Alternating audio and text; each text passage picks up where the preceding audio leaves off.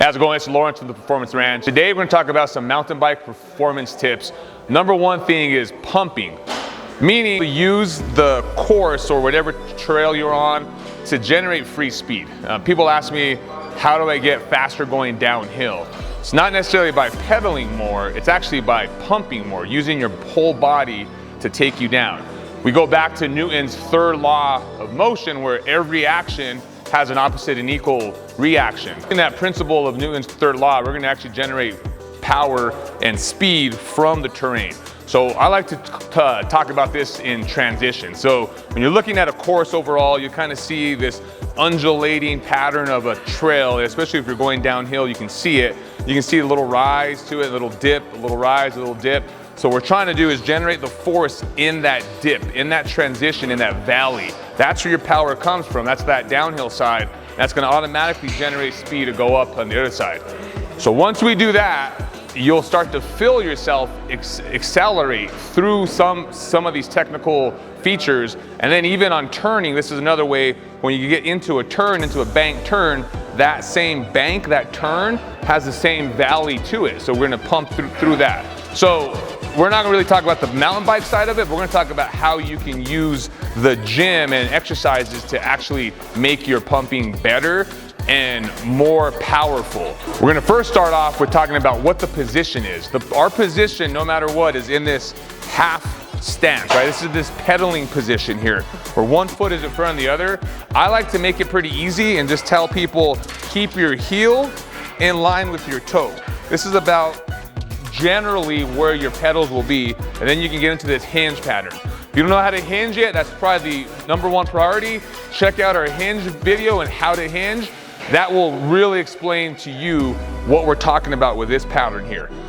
Once you master the hinge, that's where we come back to this position, and we're working on pumping. Again, I'm trying to generate force from the bike and from my body into the ground. So I'm actually gonna push down into that valley. I'm gonna pull myself back up over the other side of it. So it's push, pull, push, pull. So we're gonna go through some of the exercises now. So once you've figured out how to get into your split stance position and that hip hinge position, now the best thing you can try to do is make yourself heavy through your feet. Your bottom bracket, or where your pedals go into your bike, that is the center of gravity of the bike itself, and that's where we try to position our whole body around that bottom bracket. So when we're trying to load our body, we're actually trying to push into the pedals. That's going to generate force into that bottom bracket. And again, of course, your suspension will soak some of that up, but as I press into it, I'm going to try to get into that valley again and pull myself out of it and push down.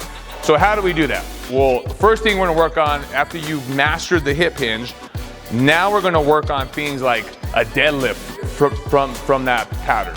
We're going to show you that deadlift pattern. The first thing is make sure the feet are in that right position. I'm just going to go with one arm because I'm going to try to really stabilize through my core. I'm going to drop down into this position, be heavy into my front leg, and drive off my front leg. I'm going to come back and right back up. And I'm actually going to sync my breathing with this. I'm going to breathe in, breathe out, and drive my hips through. Now once you get this pattern down, I'm going to show you from the side. Hips back, push through. Hips back, push through. So this is the strength part of it. We have to have the strength before we try to go and develop power. So strength is key. Again, the first priority is movement, right? You got to have that skill, that movement skill. Second priority is strength. The third priority is actually getting to power.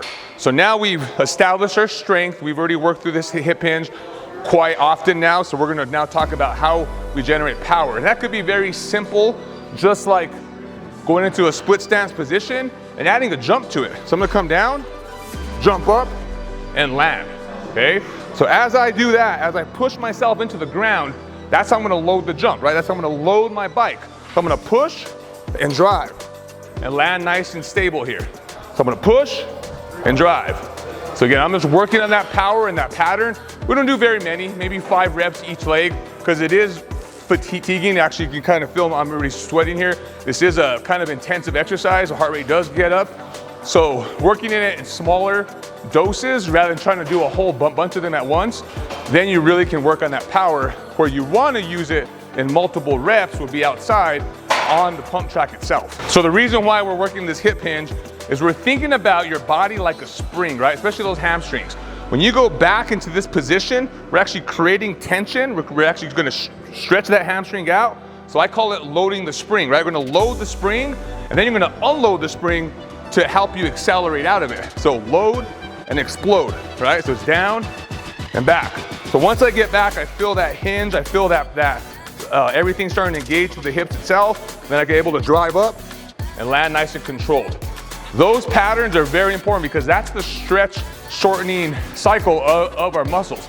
That's how our muscles operate. They work by stretching and engaging and then being able to explode out of that pattern there. Just like running, right? When you run, it's the same thing. You're loading the spring, accelerate off to take that next step. So once we get that split jump pattern, again, it's very important to be able to establish position into the ground, drive into the ground, explode off. Now I'm gonna actually work on stabilizing while I'm in that position itself. So we do some simple stuff.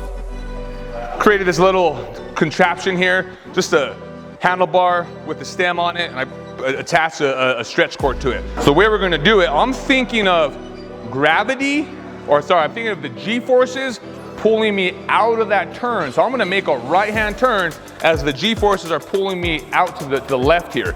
So I'm gonna get in that split position, handlebars in my hand, in that nice ready attack position, and all I'm gonna do is press and push out, and then come right back. Basically, I'm pumping as I'm loading my core. Again, I'm trying to stabilize and create power through my hips and through my core. So I press and pull, press and pull. I'm gonna do a simple movement, just like this, but as I'm pressing down, I'm actually loading my feet into the ground because I'm trying to generate force. I call it creating tension within tension.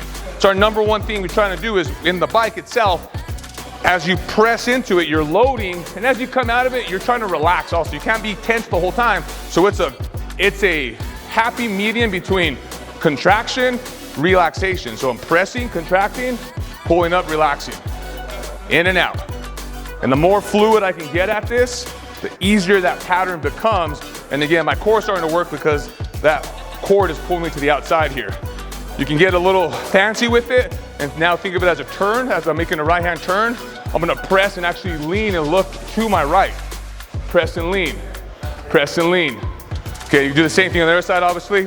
All right, so the other exercise we're gonna demonstrate here, we're gonna work on the rip row now. I took this from a bike coach named Lee McCormick. He talks about this position a lot, the rip row position. He actually developed a pretty cool device. I kind of made my own little simple thing here. But again, split stance position, thinking of my pedals, thinking about driving into that bottom bracket. I'm gonna press down, and as I press down, I'm actually gonna reach forward.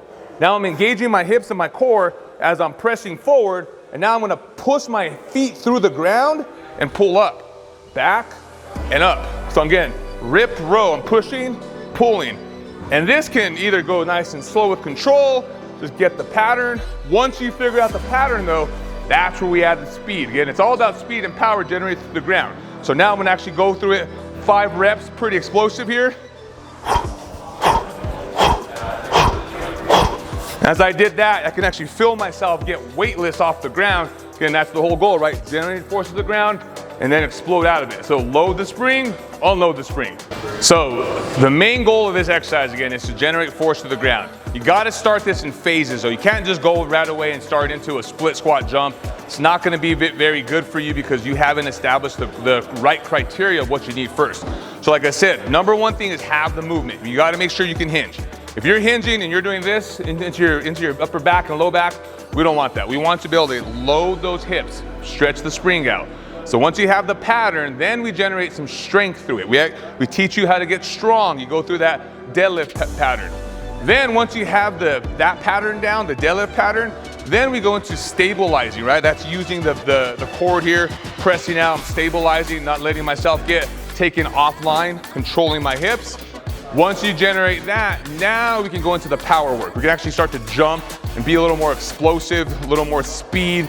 Power is all speed. Power is mass times acceleration. So we're trying to generate as much speed as we can with the applied force that we have. Again, that being on the bike.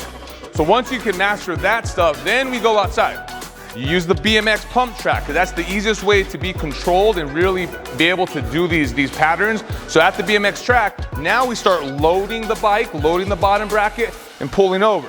As you start doing that, your goal is to try to make laps around that BMX track without actually pedaling, which is really, really cool to do.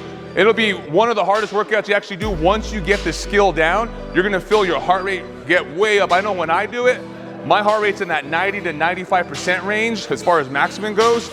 And I could feel I'm drenched with sweat. I'm working my body out really, really hard. And it's a total body exercise without doing a single pedal, which is really, really cool to feel. Then you go outside to the trail and you can actually apply it on the trail. And that's when you start seeing these little rhythm sections develop in front of you, and you start pumping through that.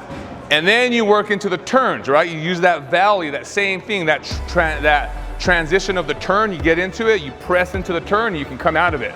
So those are easy ways to generate free speed. Again, it all starts with you though, being able to control your hips and your core, and then move on forward throughout the whole progression there. And timeline wise, I can't really say. It may take you 2 weeks to master it. It may take you two months to master it. I've been working on these skills for about 2 years now, and I've really seen my performance get enhanced, because I use devices like Strava to really track my times and kind of see how fast I go. And just by adding pumping in, that's where I see my time start to drop. So if you start doing this and you start to feel a difference, comment below, and we really want to hear what you have to say, because we want to make these videos for you. If you have any questions, please put that in our comments. Like and subscribe to our channel. We're trying to launch new videos every week, whether it's mountain biking performance or other type of performance enhancements type stuff.